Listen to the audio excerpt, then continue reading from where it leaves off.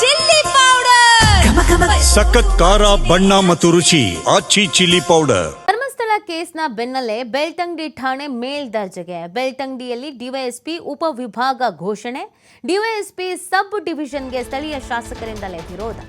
ಬೆಳ್ತಂಗಡಿ ಶಾಸಕ ಹರೀಶ್ ಪೂಂಜ ತೀವ್ರ ವಿರೋಧ ವ್ಯಕ್ತಪಡಿಸ್ತಾ ಇದ್ದಾರೆ. ಸಣ್ಣ ವಿಚಾರಕ್ಕೂ ಮೂರು ಠಾಣೆ ಅಲಿಬೇಕಾಗತ್ತೆ. ಬಿಜೆಪಿ ಸರ್ಕಾರದ ಅವಧಿಯಲ್ಲಿ ಈ ಪ್ರಯತ್ನಕ್ಕೆ ವಿರೋಧಿಸಲಾಗಿತ್ತು. ಈಗ ಜನಪ್ರತಿನಿಧಿಗಳ ಗಮನಕ್ಕೇನೆ ತರದೆ ಕಾಂಗ್ರೆಸ್ ಸರ್ಕಾರ ಈ ನಿರ್ಧಾರ ತೆಗೆದುಕೊಂಡಿದೆ ಅಂತ ಬೆಳ್ತಂಗಡಿಯಲ್ಲಿ ಶಾಸಕ ಹರೀಶ್ ಪೂಂಜ ಭಾರಿ ವಿರೋಧವನ್ನು ವ್ಯಕ್ತಪಡಿಸಿದ್ದಾರೆ.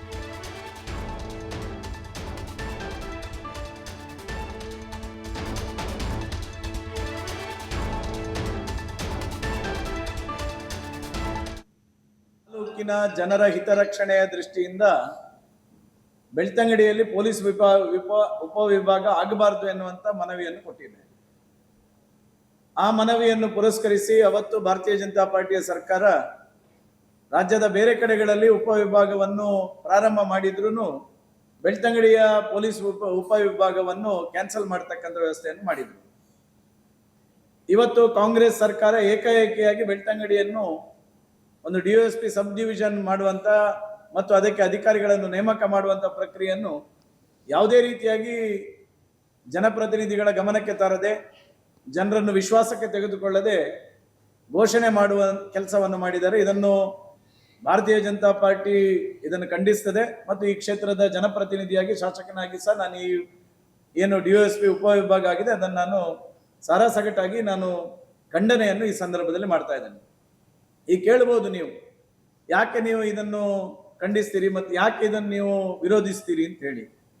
ನೋಡಿ, ಆಲ್ರೆಡಿ ಬೆಳ್ತಂಗಡಿ ತಾಲೂಕಿನಲ್ಲಿ ಬೆಳ್ತಂಗಡಿ ನಗರದ ಏನು ಸ್ಟೇಷನ್ ಇದೆ ಅದನ್ನು ಅಪ್ಗ್ರೇಡ್ ಮಾಡಿದ್ದೇವೆ. ಸರ್ಕಲ್ ಇನ್ಸ್ಪೆಕ್ಟರ್ ಸ್ಟೇಷನ್ ಆಗಿದೆ ಈಗ. ಅದಕ್ಕೆ ಹೆಡ್ ಆಫ್ ದಿ ಡಿಪಾರ್ಟ್ಮೆಂಟ್ ಯಾರು ಕೇಳಿದ್ರೆ ಸಬ್ ಇನ್ಸ್ಪೆಕ್ಟರ್ ಅಲ್ಲ, ಸರ್ಕಲ್ ಇನ್ಸ್ಪೆಕ್ಟರ್.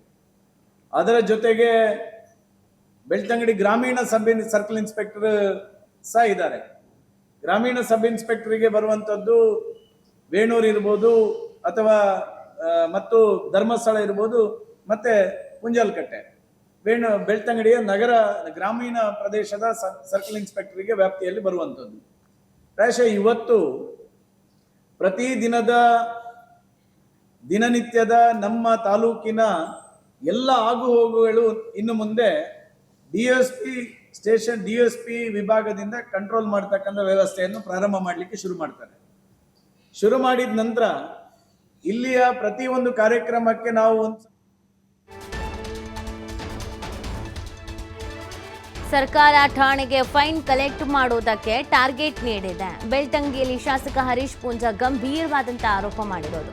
ಈ ಹಿಂದೆ ಬೆಳ್ತಂಗಡಿಯಲ್ಲಿ ಟ್ರಾಫಿಕ್ ಪೊಲೀಸ್ ಸ್ಟೇಷನ್ ಮಾಡಲಾಯಿತು. ಬೆಳ್ತಂಗಡಿ ಟ್ರಾಫಿಕ್ ಪೊಲೀಸ್ ಠಾಣೆ ರದ್ದುಪಡಿಸೋದಕ್ಕೆ ಪ್ರಯತ್ನ ಪಟ್ಟೆ. ಇವತ್ತು ಸರ್ಕಾರ ಪ್ರತಿ ಸ್ಟೇಷನ್ಗೆ ಇಷ್ಟು ಕೇಸ್ ಹಾಕಬೇಕು ಅಂತ ಟಾರ್ಗೆಟ್ ಕೊಟ್ಟಿದೆ. ಸಿಕ್ಕಾಪಟ್ಟೆ ಫೈನ್ ಹಾಕುವ ಕೆಲಸ ಮಾಡ್ತಾ ಇದ್ದಾರೆ. ಬೆಳ್ತಂಗಡಿಯಲ್ಲಿ ಶಾಸಕ ಹರೀಶ್ ಪೂಂಜ ಗಂಭೀರವಾದಂತಹ ಆರೋಪವನ್ನ ಮಾಡಿದ್ದಾರೆ. ಪ್ರತಿ ಒಂದು ಸ್ಟೇಷನ್ಗೆ ಒಂದು ದಿನಕ್ಕೆ ಇಷ್ಟು ಕೇಸ್ ಹಾಕಬೇಕು ಅಂತೇಳಿ ಟಾರ್ಗೆಟ್ ಅನ್ನು ಕೊಟ್ಟಿದ್ದಾರೆ. ಟಾರ್ಗೆಟ್ ಕೊಟ್ಟ ಕಾರಣಕ್ಕೋಸ್ಕರ ಇವತ್ತು ಅದು ಗುರೇಣ್ಕೆರೆ ಇರ್ಬೋದು, ಬೆಳ್ತಂಗಡಿ ಇರ್ಬೋದು, ಉಜಿರೆ ಇರ್ಬೋದು, ವೇಣೂರು ಇರ್ಬೋದು, ಕೊಕ್ಕಡ ಇರ್ಬೋದು, ಪುಂಜಲ್ಕಟ್ಟೆ ಇರ್ಬೋದು, ಮಡಂತ್ಯಾರ ಇರ್ಬೋದು, ಕಕ್ಕಿಂಜೆ ಇರ್ಬೋದು, ಈ ರೀತಿ ಅನೇಕ ನಗರ ಪಟ್ಟಣಗಳಲ್ಲಿ ಪೊಲೀಸ್ನವರು ಬಂದು ಇವತ್ತು ಬೈಕ್ ಸವಾರರಿಗೆ, ಆಟೋ ರಿಕ್ಷಾ ಚಾಲಕರಿಗೆ, ದಿನನಿತ್ಯ ಪಾಪ ದುಡಿತಕ್ಕಂಥ ಟೆಂಪೋ